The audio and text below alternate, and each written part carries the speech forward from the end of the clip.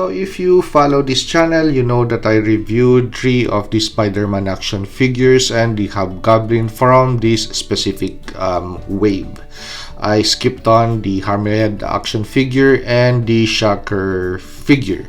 So this Hammerhead action figure is a recent purchase, something that I got from the Amazon sales event or the Amazon Days event.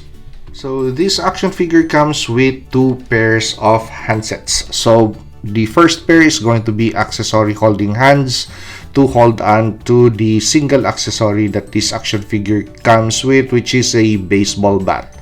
So the other handset is going to be a pair of fists. So the other fist would have brass knuckles on them. What makes this action figure too underrated is the exclusion of any type of firearm. It only has a melee weapon, a baseball bat, and brass knuckles. So for whatever reason, with the exclusion of any pew-pew thing, this action figure still basically looks really good. So out of the box, it's really noticeable with regards to the head unit.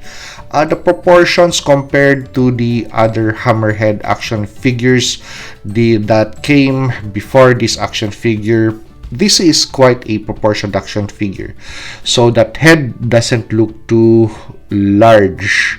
So it looks like this guy just had a very fancy haircut that it really pronounces that kind of shape for his head. So basically, the only problem with regards to this action figure, aside from the exclusion of any weapons, is going to be articulation point on the body, because of the material, the suit, the vest that is supposed to be part of this jacket.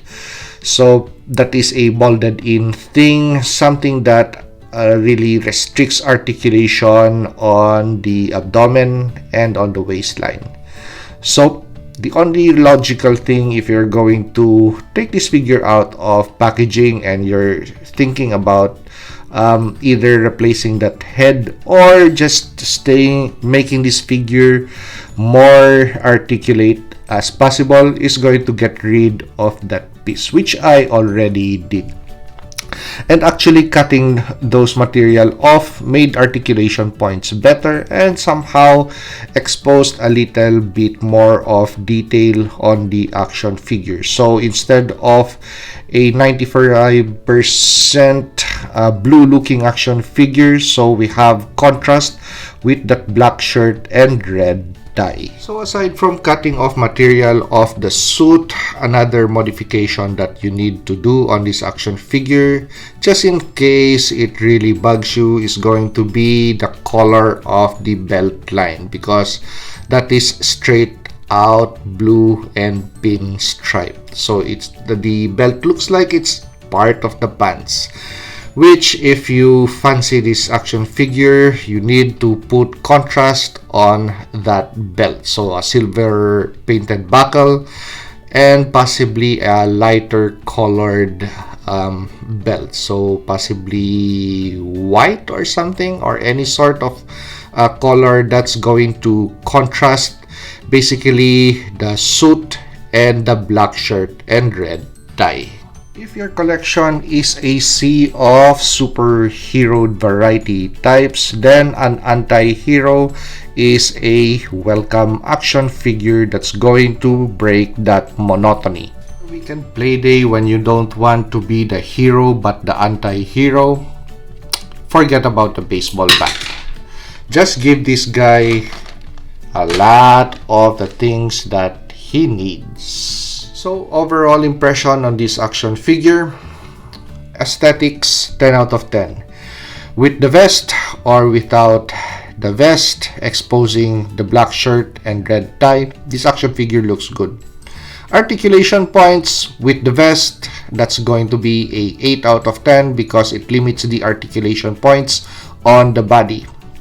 But if you are like me, a customizer or a kit basher, freeing that material off the action figure makes the action figure more pleasing to play with. So that is just my point. So as for accessories, it comes with handsets, the handsets that you need.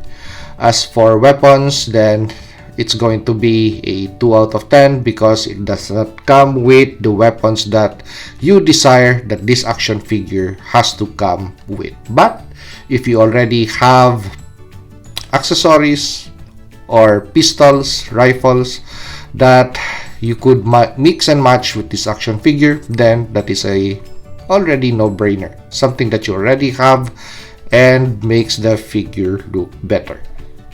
So if you like this review, like, comment, and subscribe to help me grow my channel. And see you on the next action figure or custom action figure review.